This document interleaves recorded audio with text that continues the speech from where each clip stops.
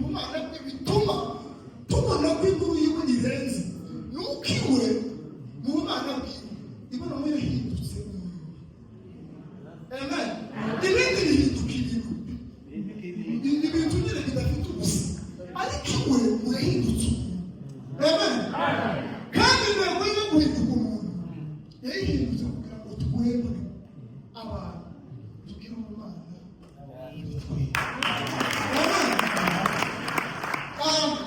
Kera niyo muzi impande twese tuzi amateka twarize.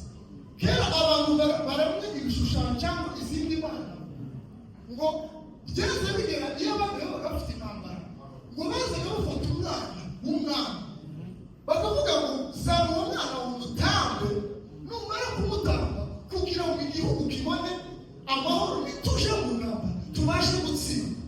Amen. Mbese bagafata ibyabo bagahereza izo mana kugira ngo batsinde babone amahoro.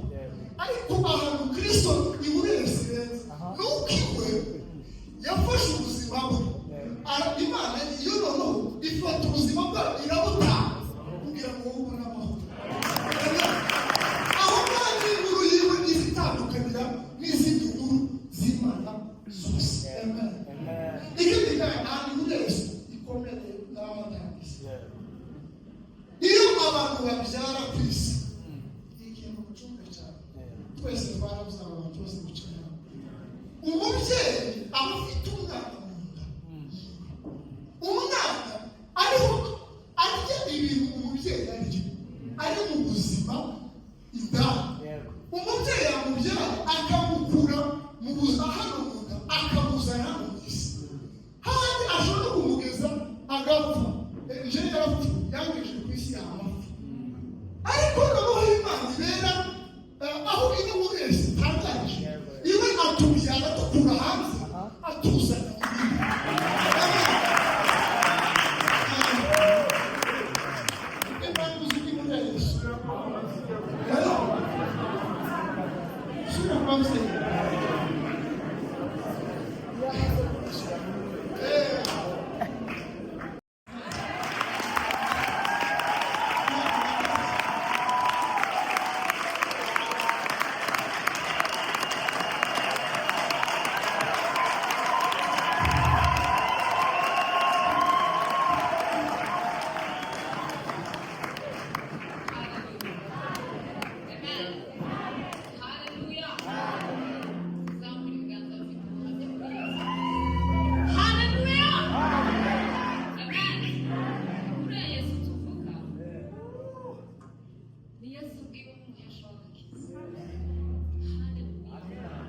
Yesu kwambara ishusho y'umuntu kugira ngo amusingirize agakiza mu muntu, yuzuze umuntu agakiza ku Mana kubw'ubuntu gusa, ahinduka umuhesha w'agakiza.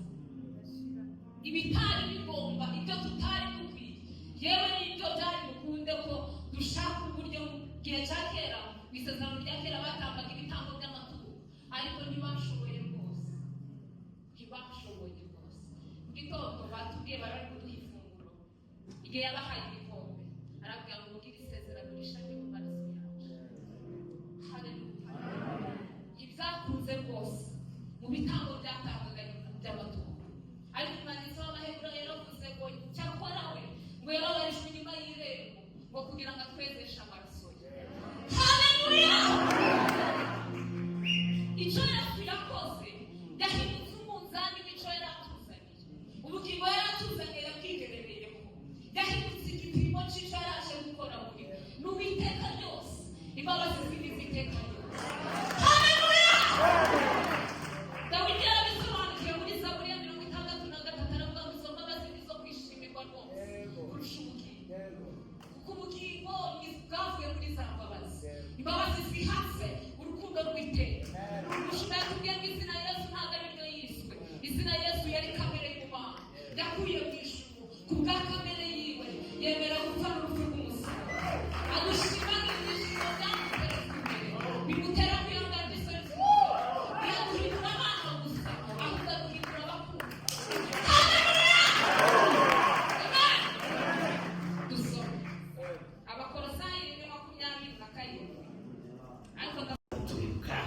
twahabaye imyaka umunani intambara irasubira turahunga ngende Kinshasa kubera impamvu z'akazi turayo ngindi myaka 7 ndagaruka nkorera Ngoma ubu ngubu ngiye mu zabukuru ubu mu kwezi kwa 4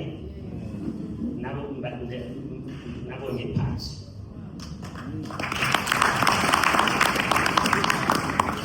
ariko twarakoze dukorera leta kandi dukorera n'Imana. Amen. Ubwo rero nuko niko ndiwe mfite umugore n'abana bane ubu ngubu ni bane.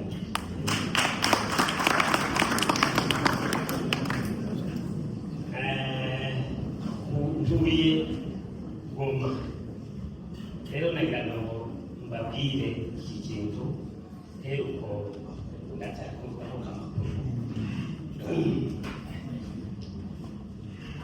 mwumvishije kuko i Goma habaye ibibazo by'intambara ubwo nyine kandi nzi kuko mwabisengeye nzi ko abantu bumvaga kuko Kongo uhereye mu misozi wacu murenge n'ahandi hose na Goma kuko intambara zabaye nyinshi cyane. Twebwe niba duhagaze imbere yanyu none turi ko tuvuga turi imbuto z'amasengesho yanyu kuko intambara zarabaye koko. Iyo biza kuba ngo muri logike y'ibintu ko byari bimeze tuba tubihari, ariko Imana yakoze umurimo ukomeye none dore turahari tuhagaze imbere yayo kubera umuntu wese wasenze Imana yakumvise. Akakubwira ikindi i Goma titwahuze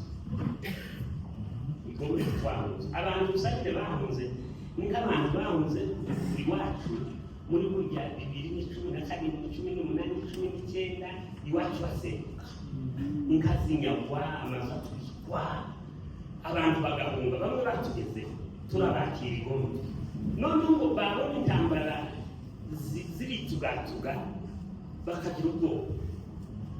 Ubwo nyine bamwe barahunze yego hari bamwe twagiye twakira bagakomeza urugendo bajya za Uganda za Kenya abandi baratuba none intambara yose ati n'ubundi ntacyo twari ko twakora aho ushomeye nyine ubishe urumva nawe bitaboroheye none bakavuga bati reka gira bamwe bakamuka aho bakujya abandi bagakomeza abo barahunze. Ariko umuntu wari i Goma nka mbere ya 2016 muri 2017 na mbere yaho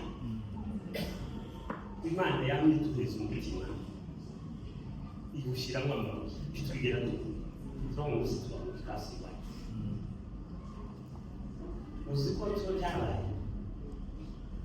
amasasu batangire kuba amabomba atari turakinga amazu turacicira. Intambara yabaye kuva ku cyumweru igeza kuwa kane twabaye dusohoka koga kera binjiye abadukomboba kera duhaye tubabona mu mihanda tukabavugisha. Imana yakoze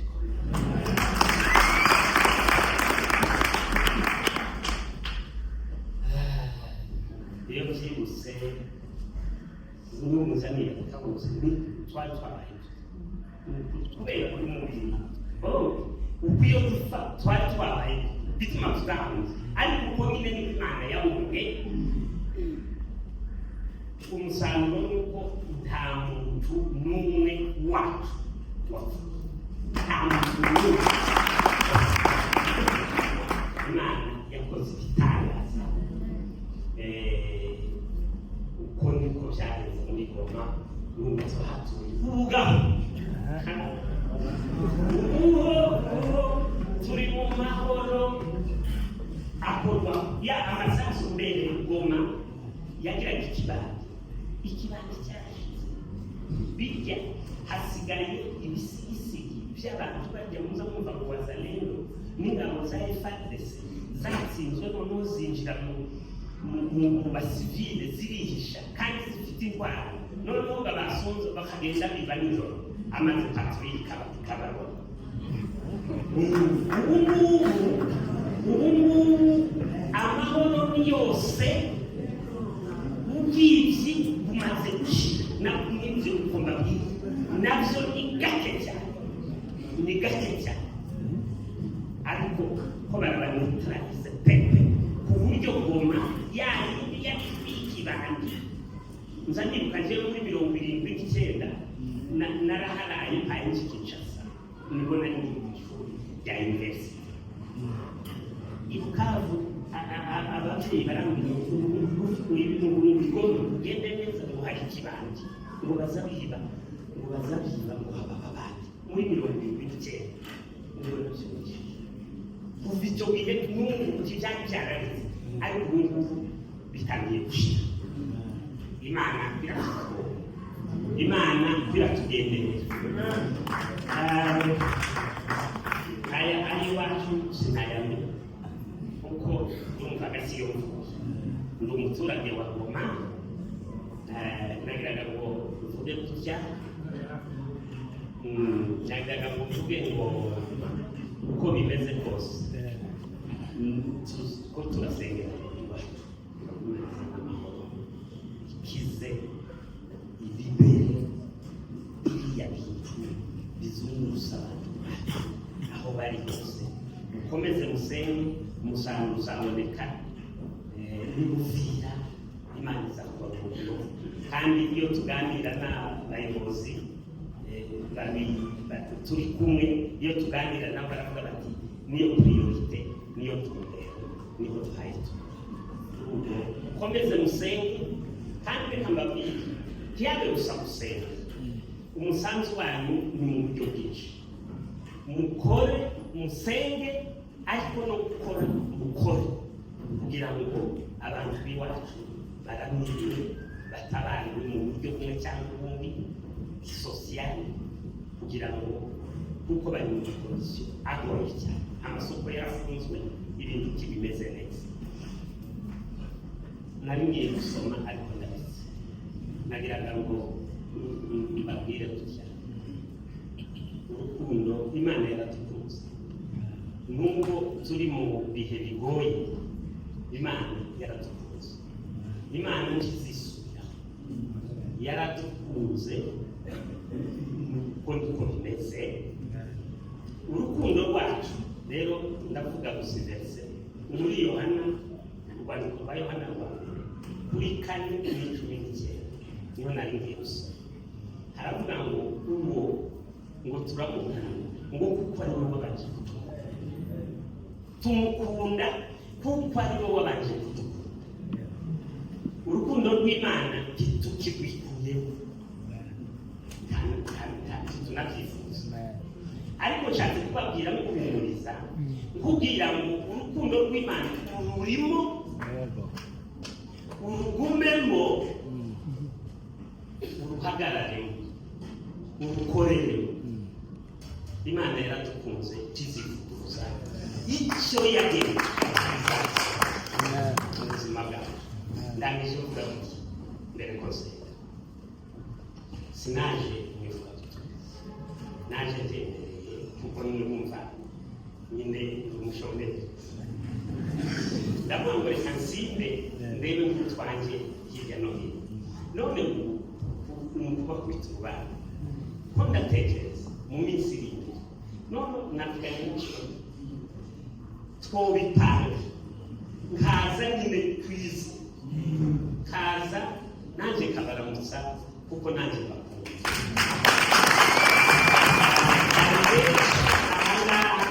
reba kabona ndabazi wowe uti akagira atandamukije mbabari ndawongera none randevu ni igihe tuzakanda kugira ngo uzabaramuze kuko niko Imana ibafasha n'ibindi.